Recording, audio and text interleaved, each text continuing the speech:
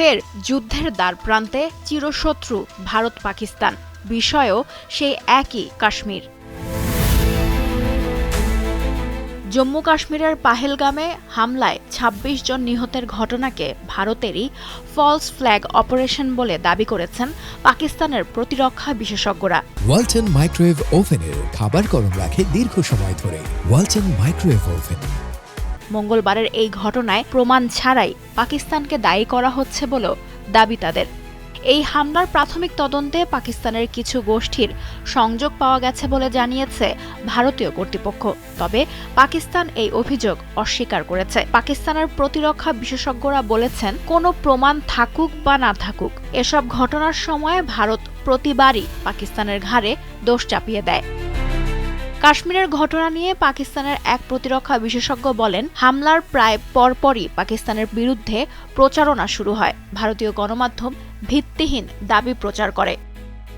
এদিকে জম্মু ও কাশ্মীরের সন্ত্রাসী হামলার জেরে পাকিস্তানের বিরুদ্ধে একের পর এক পদক্ষেপ নিতে শুরু করেছে ভারত সরকার। পাকিস্তানিদের জন্য সার্ক ভিসা নিয়ে ভারত ভ্রমণের সুবিধা বাতিল সহ এ পর্যন্ত ৫টি গুরুত্বপূর্ণ সিদ্ধান্ত ঘোষণা করেছে তারা।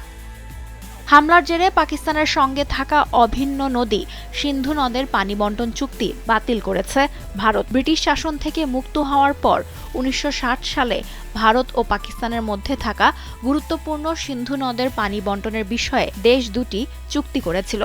দুটি দেশের মধ্যে নানা সময়ে বৈরী পরিস্থিতি থাকলেও সময়ে সময়ে এই চুক্তি নবায়ন হয়ে আসছে।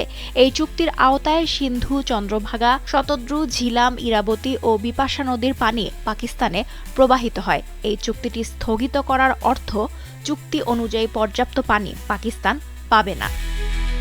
এছাড়া ইসলামাবাদে ভারতীয় দূতাবাস থেকে প্রতিরক্ষা উপদেষ্টা, নৌ উপদেষ্টা ও বিমান বাহিনীর উপদেষ্টাকে ফিরিয়ে নিচ্ছে ভারত। একইভাবে নয়াদিল্লিতে অবস্থিত পাকিস্তানি দূতাবাসে প্রতিরক্ষা উপদেষ্টা, নৌ উপদেষ্টা এবং বিমান বাহিনীর উপদেষ্টাকে অবাঞ্ছিত ঘোষণা করা হচ্ছে। ভারত ছাড়ার জন্য তাদের ১ সপ্তাহ সময় বেঁধে দেওয়া হয়েছে। ভারতীয় দূতাবাসের সদস্য সংখ্যা ৫৫ থেকে কমিয়ে ৩০ করা হচ্ছে। আগামী ১ মে থেকে এই সিদ্ধান্ত কার্যকর হবে।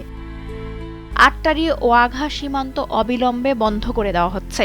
উপযুক্ত নথিপত্র নিয়ে যারা এই সীমান্ত পেরিয়ে ভারতে প্রবেশ করেছেন তাদের ১ মে পর্যন্ত সময় দেওয়া হচ্ছে। তার মধ্যে এই সীমান্ত দিয়েই তাদের ফিরে যেতে হবে। সার্ক ভিসা অব্যাহতি প্রকল্প SVES এর অধীনে কোনো পাকিস্তানি নাগরিককে আর ভারতে প্রবেশ করতে দেওয়া হবে না। এই ভিসা প্রকল্পের অধীনে যে সমস্ত পাকিস্তানি এখন ভারতে আছেন, ৪৮ ঘণ্টার মধ্যে তাদের দেশ ছাড়তে হবে। বসে নেই পাকিস্তানও। পাল্টা পদক্ষেপ নিতে ন্যাশনাল সিকিউরিটি কমিটির জরুরি বৈঠক ডেকেছেন পাকিস্তানের প্রতিরক্ষা মন্ত্রী খাজা আসিফ। এখন প্রশ্ন উঠেছে, কাশ্মীরে হামলা নিয়ে দুই দেশের মধ্যে কি যুদ্ধ বেঁধে যেতে পারে? নয়াদিল্লি ভিত্তিক think tank centre for land warfare studies এর পরিচালক মন্তব্য করেছেন, এটি এক প্রকার যুদ্ধ ঘোষণাই। লুৎফা ফৌজিয়া, দীপ্ত, বার্তাকক্ষ।